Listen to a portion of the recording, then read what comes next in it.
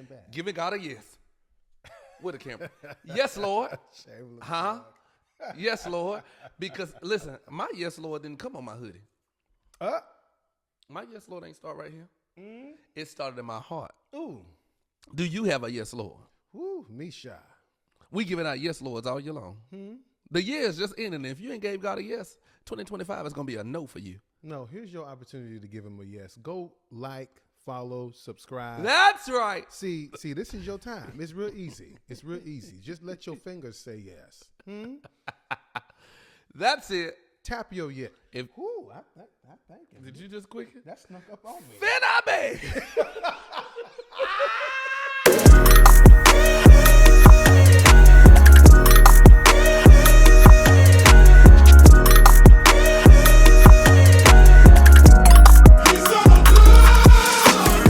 Listen, if you haven't done so, you make sure you subscribe to Will and Marcus. We are back quickly. Yes. Do run. Don't walk. Go and subscribe. Tag somebody, like, share, and tell somebody that Will and Marcus is on right now. Do it right now. Right now. We're back with another conversation. The last one was It was fun. It was fun. Prophetic dummies. Yeah, no, like I think people really enjoyed that. They did. It's a really sobering conversation, these things that we have. Well, sobering, but sometimes I don't know if I need to take you or myself seriously because the humor of it all, the comedy. Technically, The hilarity. it really be you. Nope. I will not own that. It really be you. I won't own it. No, yesterday I looked directly at Marcus after something happened, and I couldn't do nothing but laugh. You have a way of replying, and you be serious in your face. You have a way of replying that it is memorable for every moment. Look, my face has a language, Yeah, it does. right? It does. So, like, before I open my mouth, like, you just be like, oh yeah. Finna Bay. Look, and that works wonderful when you got kids. No, for real. No, I saw you yesterday with your kids. Man, Marcus has 3 boys. 3 of them. Marcus has 3 boys. 3 of them. Marcus has 3 boys, and all of them copy paste. Like they created the same baby thrice. Huh? Like I saw you with your kids yesterday, and it was by far probably one that made me want to be a dad. I cannot wait. It did. It did. You made me want to be a dad. Are you what? No, for real. I'm glad. I'm glad. Because let me tell you something. This fathering thing, and we'll get into some of this as we talk today. Like this whole fathering piece, I'm really trying to. I'm making it up as I go because I wasn't raised with my dad. Right. I was with my grandma.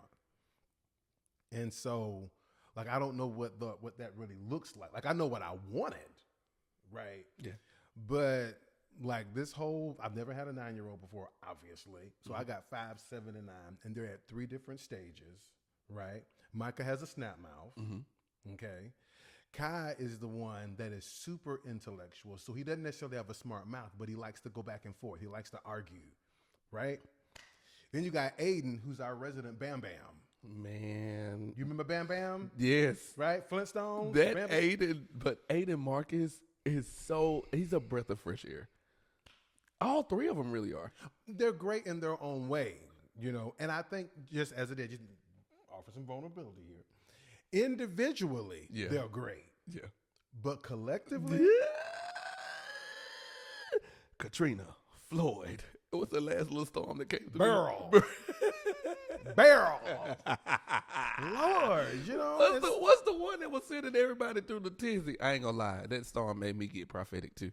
But the one that was in that hit Florida, and they was like, "Oh, it's gonna be the storm of the century. The Saints don't pray." Who was that? Who was she? Was it Felipe? No, it was a dude. Was it? Was it? Davon, who was that storm? Who was the boy? I feel like it was a female name. Like it was who? You can say it. No, It was Helene. it was Helene, but there was another one after Helene. Hold on, give me just a second. I'm about to find out. We gonna let technology work for us. Milton. Milton. That's him. Okay, we got it. It was Milton. We found the storm. It was Milton. Yes. Milton had everybody in a tizzy. I mean, now that was I ain't gonna lie, but I did too. I was like, oh God, no, all three of them, Milton. It perfectly describes my children. It's like 3 hurricanes going at one time, and you just never know. Like, for one of them, you're in the eye of the storm. For the other one, you're just starting. Your kids are vocal, though. They're very articulate, which I can't be upset about, but they're getting super crafty in their arguments. And so one of the things that we're dealing with, which is what we're talking about today, okay, is this issue of lying. True. Now let me just give some grace, because, just in case my guys are watching. First of all, I love those 3 guys, and I feel like the love is mutual because we flip and fight. So yes, I love them. The fact that your children are very, very vocal, we didn't have that space growing up. Like, no, it was who you talking to. No, right, right. Right. Shut up, you're talking back. Shut up, I give you something to cry about. Yeah. I'm already crying. What else can you give me? what more can you do? What the song say? What more can you do? He's laid the foundation, hoping. Look. See, Finna Bay. There is a measure of that still there. Like, hey, you want to keep crying? We can cry together. I can give you something to cry about. There is a part of me that will go there, but I do give them freedom of expression because I don't want. And this is something me and my wife talked about before we had kids. I don't want to just raise obedient children, specifically black men. I don't want to just raise obedient black men. Yeah. It's important that I raise children that know how to think. Yeah.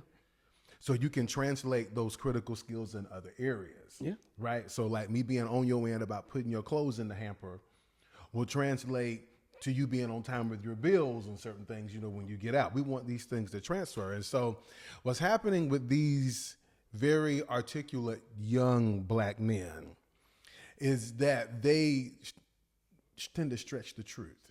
He be doing this all the time. You be talking. I'm telling you, it's you. You be talking, and I got questions.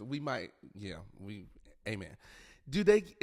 You give them freedom of expression, but do they get crafty? Because I feel like it's some parents out here that are trying to parent their kids the way that they grew up while also trying to offer a different solution. And as you raise kids who have freedom of expression, do they get crafty with their freedom of expression? Not necessarily just stretching the truth, but knowing that it's available. Like, do they get crafty with it? And how do you remedy that as a dad, for sure? Well, I think part of that has to do with being consistent as you're, kind of employing morals.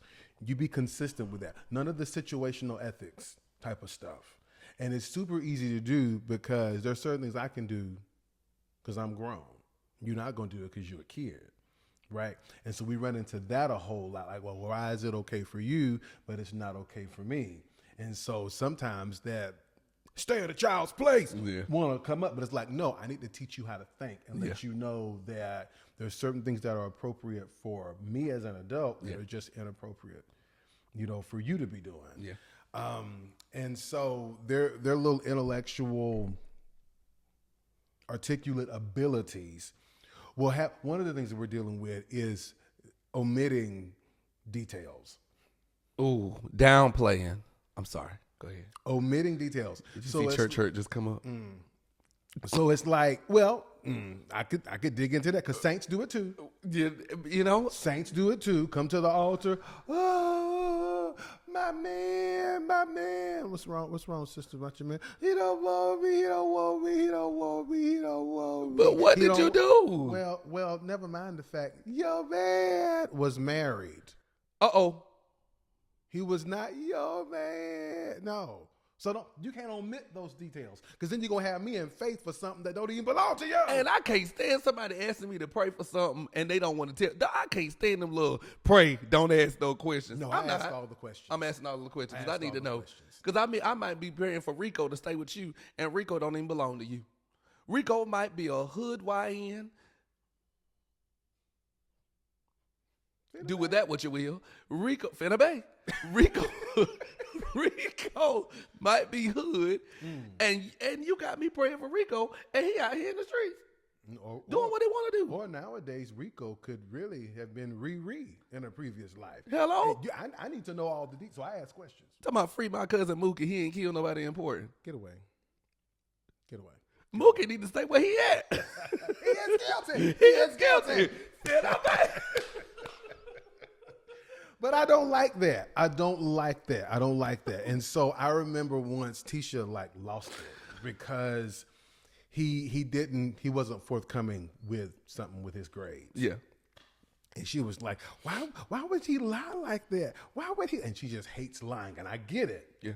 But I said, Tish, I want you to think about this. I know that what he did was wrong and the lying was wrong. I get that. But as the parent, Yeah. I have to ask myself, why did he not feel safe enough with me to tell me his truth? And is there something I'm contributing to that lack of safety? Yeah. And I don't think parents want to have that conversation with that because then again, it shines the light on, well, maybe I'm not doing something. Not necessarily that you caused it directly, but maybe the culmination of events has led to an atmosphere that's not welcoming for your 5-year-old, 7-year-old, 9-year-old, or your adult child to be vulnerable with you. I think that, now you said something, a lot of people don't like to address, certain things because, like you say, it shines the light on you, and it may shine a light on an error, or it may shine a light on your upbringing. Because a lot of us think that because they did it this way, and that's the way that they said do it, a lot of people are not willing to break themselves out of that thinking until it goes contrary to something that they want to do. Right. There's a lot of people that be doing that. Yes. Until you want the situation to change on your behalf, that's when you want to change the rules. But other than that, it's what Big Mama said.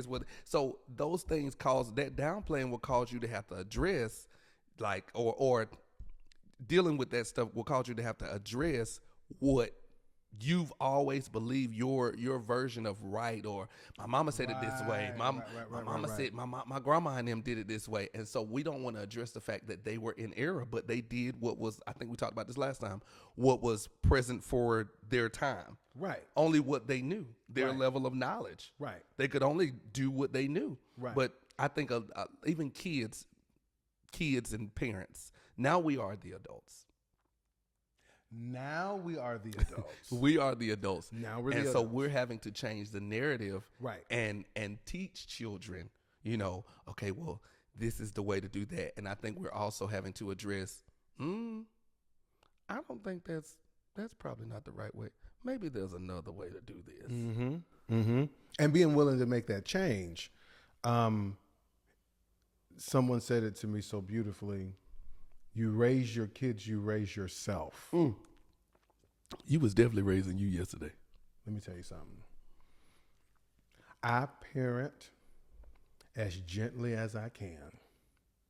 And when I run out of gentle cells, I'm out. How often do you run out of gentle cells? Thankfully, I don't run out often. Okay. I don't run out because I got good boys and they do listen. But that did not happen just because I had the kids. Yeah. I had to make a series of decisions, and I'm having to make a series of decisions, right? So that people want to talk about generational curses. And I'm not going to say it's not a thing, but I think that generational decisions, right, far outweigh generational curses. It's been said that, like, the devil doesn't have to attack your children. Yeah. If he knows that you're going to condition them wrong. Say that again. If he knows, if the devil does not have to attack your children if he knows that you'll condition them wrong. Yeah. You don't have to do that. And that ain't a curse. He just lets you, whatever. You know what I'm saying? And so then I've heard it said that the first generation, right, maybe gets attacked by the enemy. And then the second generation, because they was brought up in that, they were conditioned for that. So that second generation will teach the third generation. And so then by the time the third generation gets to the fourth generation, it's not a curse It's not conditioning. It's culture. It's what the people be in the audience like. But then now I got a question. Who, if that's the case, then who is he keeping in the cycle? Is he keeping the teacher in the cycle, or the student in the cycle, or is he keeping the teacher in the cycle and using the teacher to keep the student in the cycle? Who is he influencing? Both. And I would say it's heavy on the teacher, or in this regard, the parent. Yeah. The pastor or whoever, the Yeah. person that's in authority. It's heavy on them to always be a forward-thinking individual. Yeah. Right? Yeah. The Bible talks about 2 Corinthians, I think it's chapter 10, where it said bringing every thought, right, into the captivity of Christ. You have to consistently expose your thoughts to the word. But if you're not allowing the word to consistently challenge your culture, I'm talking about your way of doing, your culture of marriage, your culture of parenting, your culture of pastoring, whatever. If you're not allowing that to challenge you, I question whether or not you're growing. So the question that I have to ask myself is if I'm going to be a forward-thinking father, let's say that, I have to ask myself, when was the last time I allowed somebody or I allowed the word to challenge what I deem to be excellent fathering? And that's a thing, because a lot of us, we like to go on our own wheel, our own way. We like to downplay, or we like to omit certain facts because we don't want the word to prune, prick, and cultivate that heart. Of course not. No, Of we course don't want, not. because it goes against what we want to do. Right. So I just lie about it. And I lie to me. Or the word that we use now is gaslight, right? Oh, I can't stand that word. So I gaslight myself, I gaslight you, I gaslight the pastor. I can't stand. gaslight, I can't whatever. stand when people get a word And wear it like out. this culture and wear it out. Because Wear it out. somebody used gaslight against me. And talking about something, hey man, I almost had church hurt just now. Fear not bad. But legit, I don't like that word. Anyway, go ahead. No, they just it's lie. It's another way to say Another way to say lie. you're lying. And then and two, in that sense, when they say gaslighting, it speaks to you not holding somebody or yourself accountable. Exactly. Which is why, I love my boys too much to not surround myself with other strong black dads. Yeah. Right. Break that apart.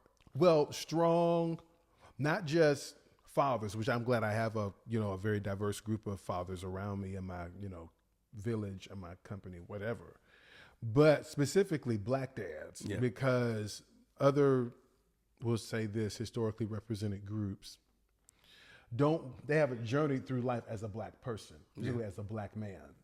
Right. And so I'm preparing black men to go. Wait a second. What's that? Historically represented. That's what you're supposed to say. I just call them the others. But anyway,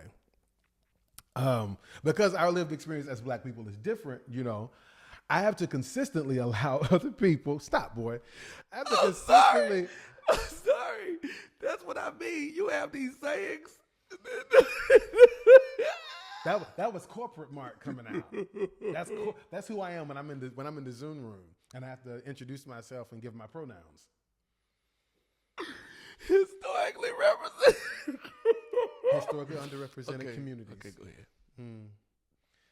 So anyway, I don't know. Like I have to consistently allow that to challenge me, which introduced this situation of what type of environment am I creating in my home for my kids. Why do you need to, be afraid of what's going to be on their iPad or on their devices and all of that? Yes, I check their devices, but also the expectation is that they come to me. I was going to ask that. Do you check and do screen time? Whatchamacallit? I do all of it. Well, you know what? No, I came and you told me that they were on like a screen time thingy. Well, remember I told you, that I don't think, maybe I did tell you this. There was some behavioral issues. Yeah. Okay. And you can't just be beating them all the time. He has not beat his kids I'm not since beating my I've kids. been here. I'm so grateful to because let me tell y'all something. Kids crying, that does something to my spirit. No, I didn't get nobody. I ain't got nobody. And listen, they haven't had spankings in a long time. But what we resorted to instead of spanking this time around was to take the devices. And so they don't have devices unless it's on the weekend, right? And I checked them. Yeah. I go through all of their little games and, all their text messages because they can text their cousins and all of that. I'm looking at all of that, family or not. Doesn't matter. But I don't expect to find anything that we haven't already talked about. Yeah. Because I try to keep that space open for them to come and tell me anything. And it's a lot of discipline with Micah because he talks so much. But he's very vocal, and I love that about him. And I don't ever want that to change. Yeah, so me even either. though That's he's talking about me beautiful. looking at this YouTube video or this thing on the funny video he found here, I just endure it. I endure it because there will be a time when he wants to talk to me. I don't ever want there to be. Yeah. I want there to be space for him to come. Yeah. And tell me anything, Yeah. good, bad, ugly. Like, no, I ain't got to hide it from daddy. I'll just tell him. Yeah. And not be afraid of what daddy's going to do to me. Yeah. Because I'm not going to spank you over doing silly stuff. Because you're a kid. You get spanked because there's a lesson here that you've been taught many times before and you chose to do something different. I only spank my children when I feel like I don't have their attention. So it's like, Micah.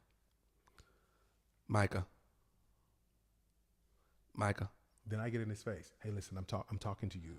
Micah.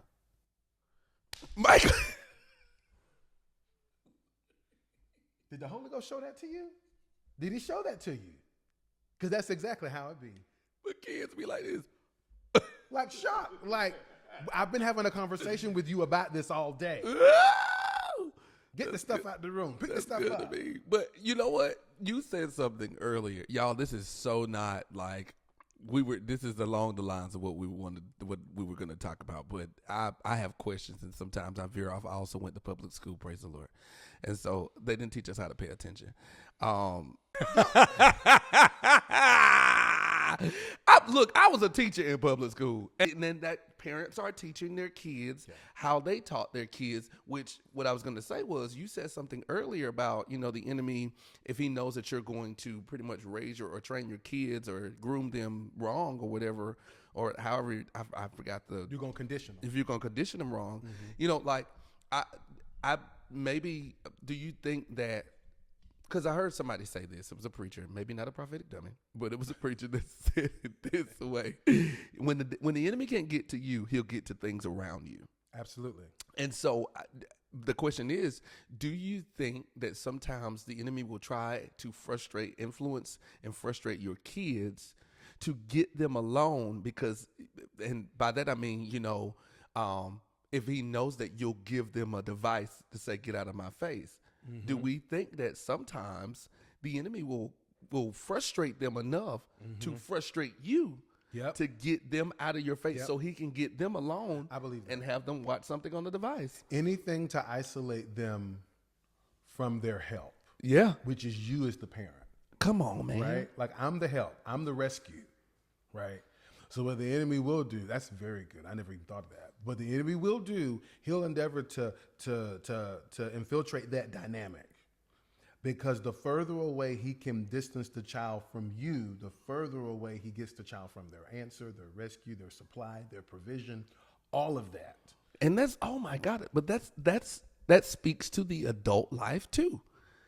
That was a reason why most people don't like to go to their pastor and they omit the truth and the details to their leaders, because the enemy has done his job to frustrate everything around you. Yeah.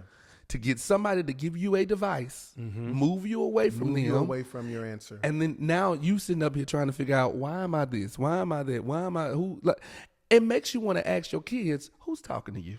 In that? You have to be so invested. Yeah. You have to have such a strong presence in your kid's life that you already know. Like, I can't pick my kids' friends, but I can pick the pool they fish from. You know what I'm saying? I can't say I have no control over that, but I can make sure that they're pulling from this particular area. And so in my home, as the lead, my presence needs to be felt in every room. my influence. You know what I'm saying? My presence, my love, my safety needs to be felt. It needs to be the loudest voice in my wife's life and the loudest voice in my children, because God placed me there. It doesn't mean that I try to control them, but it does mean that they're within reach. Yeah. They're within reach of me, and I'm within reach of them. And everything that I have to offer as a dad, my love, my affection, the openness, the welcome, all of that, you can feel it. You don't have to wonder. You don't get into something and like, oh, I don't know if I need to tell my dad, oh, I got a bad grade on this test. Well, I'll take all these papers home, but I won't take that one home. No, I need him to know that bad grade or not, he can bring that to me and he's going to experience that safety, that security, and all of that, and not lie to me about it. Come on, man. I think that's why most people distance themselves from that love and then say it's not available. But you moved. You watch this. You moved based off of a lie. A lie that was told to you, that you told yourself. Or it was influenced. The question is, who's talking to you? Who is talking to you? Because who told you that I wasn't going to embrace you? Who told you I wasn't safe? I've always been safe for you all this time. Come on. What experience have you had? I've been buying your clothes. I've been buying your games. I get you things you need, things that you want, things that you don't need. You know, who told you? It's the same question God asked Adam. Who told you were naked? He said, who have you been talking to? Hello? What have you been looking at on the thing? Who are you fellowshipping with at school that would have you? At what point? I'm your daddy. Come on. Right? When did the rules change? They don't. They don't change. You don't. changed the rules. And so I don't know. I say that. But I have to make sure that my actions speak that. Otherwise, it opens the door for kids to maybe not blatantly just straight out lie. We call these white lies, you know, whatever lie's a lie though, you know. I could meddle, but I won't. That's where some of that stuff come out because there's not safety there. Whether it's something that they've come up with in their minds or whether it's something that's actually there. I'm the parent. I'm responsible for that. So in talking to Tisha about it, I said, maybe we need to spend some more one-on-one time with him so he can feel more what's available to him and not feel the need to hide. And I said, I don't know if that means that, like, I take him on some more dates. Like I date my kids, all three of them. And so I don't know if we need to go and get boba, or that's his favorite thing, or go to a coffee shop, or, you know, take him to main event or something. I don't know, but I need to do something because there's something in him that's not receiving what I'm giving, which is why he felt the need to not tell me about the fractions test or whatever it is. My point in saying that is that as the father, I have to assume responsibility for that. Yeah. He lied, yes. But I have to assume some responsibility in that because I'm the parent. I feel like we should do a part 2 to this lying conversation when it comes to, and we talked about the kids, of course, because I mean, I love your children. Anybody that knows me, I love kids. But I feel like we should do a part 2 because you and Tisha's dynamic as far as your relationship is beautiful and one to be studied for somebody that's trying to find that person. You can tell Tisha's made for you. She is. You can tell. Were you about to cry? Are you a thug or not? Don't do that. Are we a thug or Don't not? Don't do that. No, really. You can. Okay, wait a minute. You can tell that she's made for you, man. She is. And that's so freaking beautiful, bro. To have somebody that's made for you. Like, you can just, that's to be studied. So I think we should do a part 2 to this conversation and just dive into relationships. Because you got single brothers over here that do this pod with you. And we always talk about relationships. And Marcus swear up and down that any pick that I have ain't good. He'll tell me somebody's ugly in a minute. Let me tell you something. Let me be real clear. People that say that them looks don't matter and beauty's in the eye of the beholder and all this kind of stuff. Let me tell you something. You gotta stop lying to yourself. Don't gaslight yourself. Don't you gaslight yourself? Don't you? What? What? We was at the restaurant and Marcus said, but you got to understand, is that what you want to look at? If you dip their face in dough, they Okay. could make gorilla cookies. And so here's the thing. We're going to end it right here because that's stupid. And to that I say, fit I make. So we'll come back, do another episode. We'll segue from the lying conversation, and you can ask me whatever you want to ask me about relationships. We'll get into it. Yeah, well, this was great. Listen, if you enjoyed this episode, y'all let us know in our comment section on our on our Instagram, and all the wonderful things. Y'all let us know. We are Will and Marcus. This has been the Will and Marcus show. There you go. Stay in school, public or otherwise.